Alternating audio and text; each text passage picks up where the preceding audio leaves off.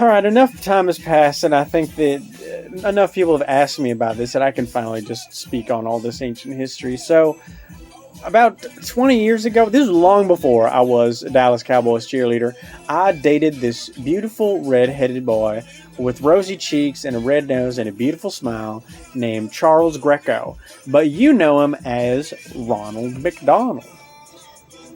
And back then, we were living in a duplex in St. Louis, and he had clownery in his blood, and so he was always applying to anything possibly clown adjacent. Talking about motel night auditor, talking about little league referee, talking about used car lot salesman, and nothing really took. His personality was so big, and it was just a small world in all those positions. So I remember it was a struggle for a while until there was an ad for the McDonald's up the road for somebody to shoot a commercial for him. Franchise owner wanted somebody to shoot a commercial, and he said, "You know what? Maybe I got what it takes. Maybe I have it in me." And he did, obviously. I mean, you all know what happened after that.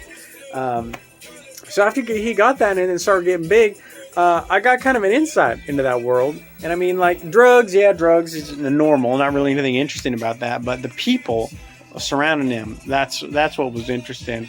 For instance, the Hamburglar, we would have these conversations. I thought at first they were a come on, but I think he did this to everybody.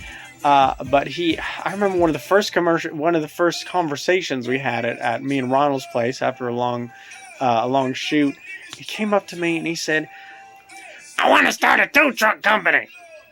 And I didn't understand why. I said, "What?" He's like, the overheads are low after you get yourself a truck." I said, "You're a spokesperson for a multinational corporation. I don't understand why you want to do this." He's like, I gotta blow off some steam. I want to drive a tow truck." That didn't happen, obviously. But he always wanted to do other businesses. He wanted to do thin films recycling. He was really concerned about the environment for a time. And then there was another thing that he wanted to do about switching biomes in the state. He wanted to plant trees where there was desertification happening, and then he wanted to desertify forested areas. I did not understand any of the logic, but he had this huge explanation. It was hard to understand. Grimace, no surprises that he was a sweetheart. The boys like to pick on him, and he was a good sport about it. But he's quiet. I didn't ever really know him that well, but he seemed nice enough.